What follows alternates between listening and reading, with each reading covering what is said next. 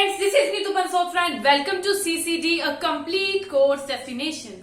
So दोस्तों, जैसे कि हम सबको मालूम है कि हम लोग अपनी पिछली क्लास के अंदर क्लास 8 के चैप्टर फर्स्ट को कंप्लीट कर चुके थे पूरी तरह से और उसकी एक क्विक रिवीजन भी कर चुके थे अपनी पिछली क्लास के अंदर। तो आज की क्लास के अंदर हम लोग क्या डिस्कस करेंगे, क्लास 8 के चैप्टर सेकंड को शुरू करेंगे हम लोग, जिसका नाम है micro organisms, friends and for. ठीक है, तो आज हम लोग अपनी क्लास के अंदर फ्रेश चैप्टर को स्टार्ट करेंगे, पर उससे पहले जो लोग भी इस क्लास को देख रहे हैं, लाइक शेयर सब्सक्राइब करना मत भूलिएगा, लाइक शेयर सब्सक्राइब जरूर कर दीजिएगा। तो चलो शुरू करते हैं आज की क्लास को। तो देखो, इस चैप्टर को शुरू करने से पहले हमें सबसे पहले तो इसकी हेडिंग के बारे में अच्छी तरह से पता होना चाहिए कि इसकी जो हेडिंग है अपने आप में क्या कह रही है। That is micro organisms, friends and for. इसका मतलब क्या है? तो इससे पहले हमें पता होना चाहिए माइक्रो ऑर्गेनिजम्स का मतलब कि माइक्रो ऑर्गेनिजम्स क्या होते हैं। ठीक है, अगर हम लोग अपने एनवायरमेंट में देखें, अपने सराउंडिंग में देखें, तो बहुत सारे टाइप के प्लांट्स एंड एनिमल्स हमारे सराउंडिंग में होते हैं, है ना। इनको हम लोग देख सकते हैं।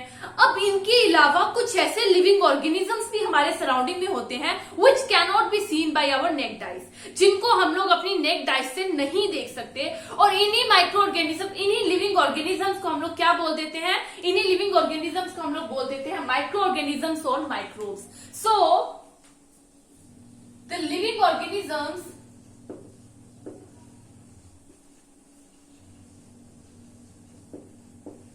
which cannot be seen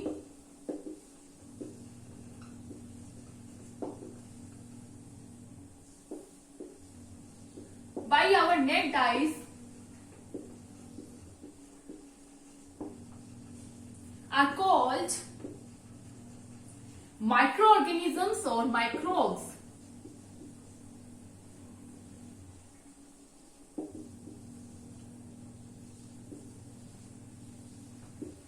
तो ये मालूम पड़ गया, ऐसे लिविंग ऑर्गेनिजम्स जो कि हमारे सराउंडिंग में है लेकिन हम लोग उसे देख नहीं पाते अपने नेक्ड आई से, ऐसे लिविंग ऑर्गेनिजम्स को हम लोग क्या बोल देते हैं? माइक्रो ऑर्गेनिजम्स या फिर microbes.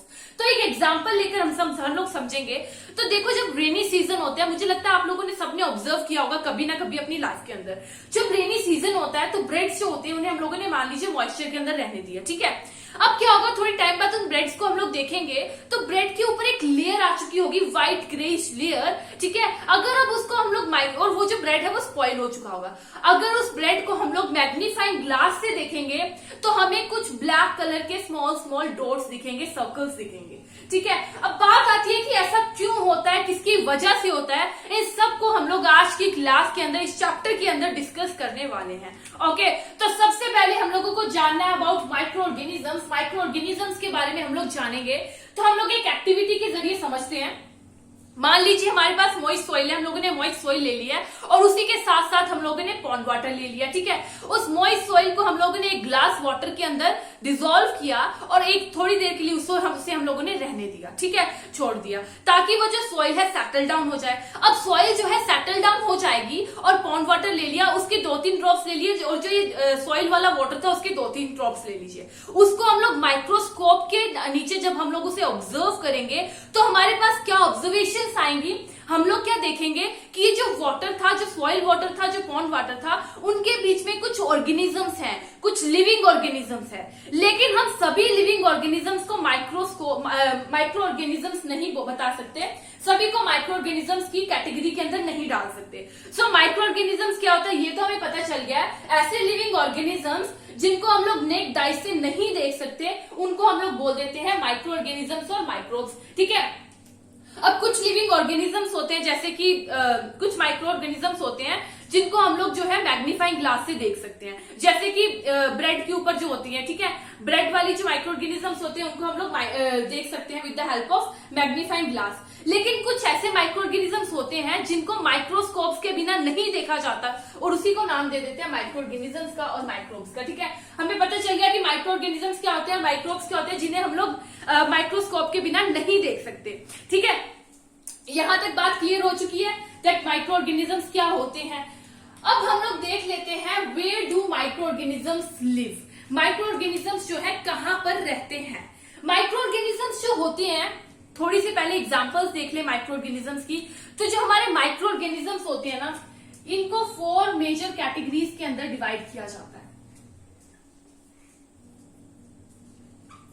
They are classified into 4 major groups. 4 major groups के अंदर इनको डिवाइड किया जाता है, क्लासिफाई किया जाता है। That is bacteria, fungi, protozoa and algae. ठीक है, जो हमारे माइक्रो ऑर्गेनिजम्स या फिर माइक्रोब्स हैं इनको 4 मेजर कैटेगरीज के अंदर क्लासिफाई किया जाता है। That is bacteria, fungi, protozoa and algae. ठीक है, इनके अलावा वायरसेस भी होते हैं। जो हमारे वायरस होते हैं ये भी माइक्रोस्कोपिक ही होते हैं, इनको भी हम लोग माइक्रोस्कोप के बिना नहीं देख सकते। ये भी इतने छोटे होते हैं कि इनको हम लोग माइक्रोस्कोप के बिना नहीं देख सकते। अब जो वायरस होते हैं, अगर वायरस की बात करें तो जब तक ये लिविंग ऑर्गेनिज्म की बॉडी या फिर होस्ट ऑर्गेनिज्म की बॉडी के बाहर रहते हैं तब तक ये नॉन लिविंग बिहेव करते हैं। पर जैसे ही होस्ट ऑर्गेनिज्म के बॉडी के अंदर चले जाएंगे तो उनके सेल्स के अंदर ये रिप्रोड्यूस करना शुरू कर देते हैं। और कॉमनली जो हमें कफ होता है या फिर फ्लू होता है या फिर कोल्ड होता है वो किसकी वजह से होता है? तो वायरस की वजह से ही कफ, कोल्ड एंड फ्लू जो है हमारे वायरस की वजह से ही होते हैं। अगर हम बात कर ले वायरस की वजह से कुछ सीरियस डिजीज भी होती हैं, जैसे कि हो गए पोलियो या फिर चिकन पॉक्स। जो पोलियो और चिकन पॉक्स होते हैं कुछ सीरियस डिजीजेस होती हैं जो कि वायरस की वजह से होती हैं। ठीक है, ये हमारी वायरस से होने वाली कुछ सीरियस डिजीजेज है। अगर हम लोग बात करें बैक्टीरिया की वजह से, तो बैक्टीरिया की वजह से भी काफी डिसीजेज होती है। ठीक है, तो बैक्टीरिया की वजह से कौन सी डिसीजेज होती हैं? तो बैक्टीरिया की वजह से ट्यूबरक्लोसिस हो सकता है। ठीक है, बैक्टीरिया की वजह से कौन सी डिसीजेज होती है? ट्यूबरक्लोसिस होता है। अगर हम लोग बात करें तो प्रोटोजोआ की वजह से क्या क्या होता है? ट्यूबरक्लोसिस भी हो सकता है और टाइफाइड भी हो सकता है। ठीक है, तो हमारे जो प्रोटोजोआ है उसकी वजह से क्या क्या होता है? Malaria and dysentery. ठीक है, तो ये कुछ डिजीजेस हैं जो कि हमारे डिफरेंट माइक्रो ऑर्गेनिजम्स की वजह से होती है। अब कुछ एग्जांपल्स ले लेते हैं हम लोग। बैक्टीरिया की एग्जांपल ले लें तो बैक्टीरिया की एग्जांपल क्या होगी? Spiral bacteria and road shaped bacteria.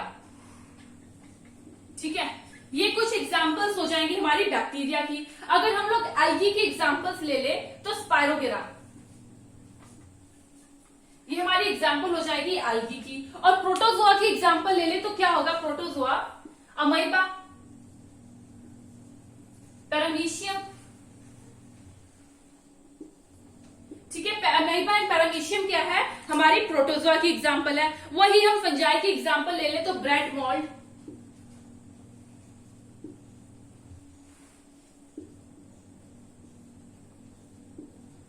तो ये हमारी कुछ एग्जांपल हो जाती है माइक्रो ऑर्गेनिजम्स की। माइक्रो ऑर्गेनिजम्स जो कि 4 मेजर ग्रुप्स के अंदर हम लोग डिवाइड करते हैं, bacteria, fungi, protozoa and algae. इनकी वजह से होने वाली कुछ डिजीजेस और इनकी एग्जांपल्स हम लोगों ने देख ली है अब तक। ठीक है, अब हम लोग देखेंगे कि माइक्रो ऑर्गेनिजम्स जो होते हैं कहां पर रहते हैं। Where do micro organisms live? Micro organisms के बारे में तो हम लोगों ने काफी कुछ जान लिया। अब हम देखेंगे जो माइक्रो ऑर्गेनिजम्स होते हैं वो कहां पर रहते हैं। Where do micro organisms live? तो अगर बात करें माइक्रो ऑर्गेनिजम्स की तो माइक्रो ऑर्गेनिज्म सिंगल सेल भी होते हैं और मल्टी सेलुलर भी होते हैं। ठीक है, माइक्रो ऑर्गेनिजम्स में जो सिंगल सेल होते हैं, सिंगल सेल माइक्रो ऑर्गेनिजम्स कैसे होते हैं? बैक्टीरिया की तरह, कुछ एल्गीज की तरह एंड प्रोटोजोआ की तरह। जो सिंगल सेल माइक्रो ऑर्गेनिजम्स होते हैं, बैक्टीरिया, एल्गी एंड प्रोटोजोआ की तरह, वो सिंगल सेल होते हैं। और जो मल्टी सेलुलर होते हैं like fungi and some algaes. ठीक है, तो मतलब कि हमारे जो माइक्रो ऑर्गेनिजम्स होते हैं वो सिंगल सेल भी होते हैं और वो जो है मल्टी सेलुलर भी होते हैं। और जो हमारे माइक्रो ऑर्गेनिजम्स होते हैं वो सरवाइव करते हैं ऐसे इन्वायरमेंट में, सर्वाइव किसी भी टाइप के इन्वायरमेंट में कर सकते हैं, चाहे वो आइस कोल्ड इन्वायरमेंट हो या फिर जो है बहुत ज्यादा हॉट इन्वायरमेंट हो। ठीक है, किसी भी टाइप के इन्वायरमेंट में हमारे माइक्रो ऑर्गेनिजम्स एग्जिस्ट कर सकते हैं। जो हमारे माइक्रो ऑर्गेनिजम्स होते हैं वो एनिमल्स की बॉडी के अंदर भी प्रेजेंट हो सकते हैं और ह्यूमंस की बॉडी के अंदर भी आ सकते हैं। और कुछ माइक्रो ऑर्गेनिजम्स ऐसे होते हैं जो कि कई और ऑर्गेनिजम्स के ऊपर रहना पसंद करते हैं, और कुछ ऐसे होते हैं जो कि फ्री इंडिपेंडेंट रहते हैं। ठीक है, जैसे कि हमारा अमीबा हो गया। अमीबा क्या होता है, एकदम अकेला रहता है, अलोन रहता है। वही जो बैक्टीरिया और फंजाई हो गई वो पूरी कॉलोनीज के अंदर रहती हैं। ठीक है, तो ये तो हमें पता चल गया कि माइक्रो ऑर्गेनिजम्स जो है कहां कहां पर रहते हैं। तो किसी भी कंडीशन के अंदर, किसी भी तरह के क्लाइमेट के अंदर माइक्रो ऑर्गेनिजम्स एग्जिस्ट कर सकते हैं। ठीक है, अब बात आ जाती है माइक्रो ऑर्गेनिजम्स एंड अस। तो देखो माइक्रो ऑर्गेनिजम्स, इस चैप्टर की इस चीज के बारे में, micro organisms friend and for. ठीक है, तो माइक्रो ऑर्गेनिजम्स जो होते हैं हमारी लाइफ में बहुत ज्यादा बेनिफिट होता है उनका। ठीक है, जो हमारे माइक्रो ऑर्गेनिजम्स होते हैं हमें बहुत ज्यादा बेनिफिट भी देते हैं और कहीं ना कहीं हमें माइक्रो ऑर्गेनिज्म से इफेक्ट भी पहुंच सकता है। तो देख लेते हैं अबाउट माइक्रो ऑर्गेनिजम्स एंड अस।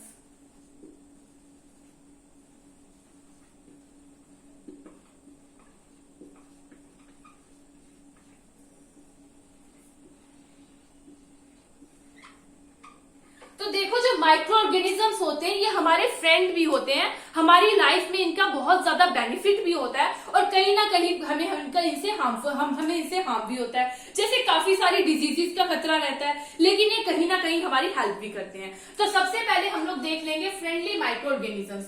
कौन से ऐसे माइक्रो ऑर्गेनिजम्स है जो फ्रेंडली नेचर के होते हैं, जिनसे हमें बेनिफिट मिलता है। ठीक है, तो देखो कई जगह पर जैसे कि कर्ड बनाना है, in the formation of curd, और केक और ब्रेड, ऐसी कई जगह पर हमारे जो माइक्रो ऑर्गेनिजम्स है हमें हेल्प करते हैं, या फिर for cleaning the environment.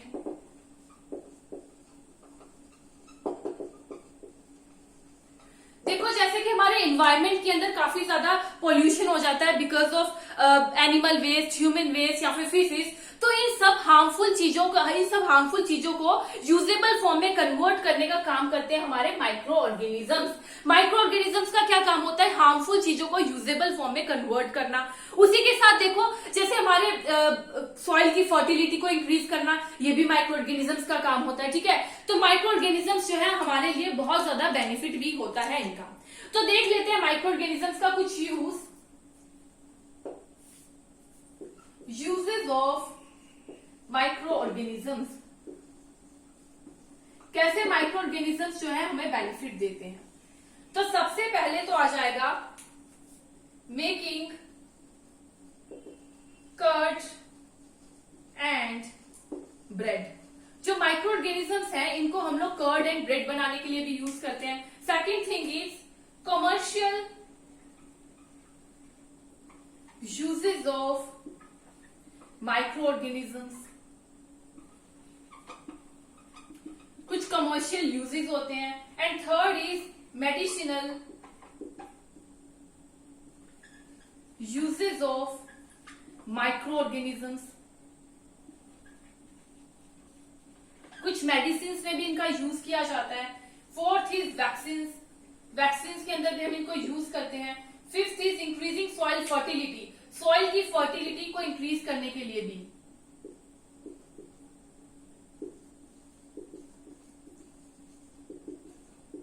Soil की फर्टिलिटी को इंक्रीज करने में और उसी के साथ साथ क्लीनिंग द इन्वायरमेंट, इन्वायरमेंट को क्लीन करने में। ठीक है, तो ये सब हो जाते हैं हमारे माइक्रो ऑर्गेनिजम्स के यूज। कहां कहां हम लोग माइक्रो ऑर्गेनिजम्स को यूज कर सकते हैं, for making curd and bread. Commercial uses of micro organisms, कुछ कमर्शियल लेवल पे यूज होता है। Then medicinal use of micro organisms, medicine में यूज होते हैं, वैक्सीन में यूज होते हैं, सॉइल की फर्टिलिटी को इंक्रीज करने में यूज होते हैं, और इन्वायरमेंट को क्लीन करने में यूज होते हैं। तो सबसे पहले हम लोग देख लेंगे making of curd and bread. तो हम लोगों ने अपनी 7th क्लास के अंदर भी देखा है कि किस तरह से बैक्टीरिया की हेल्प से हम लोग मिल्क को कन्वर्ट कर लेते हैं कर्ड के अंदर।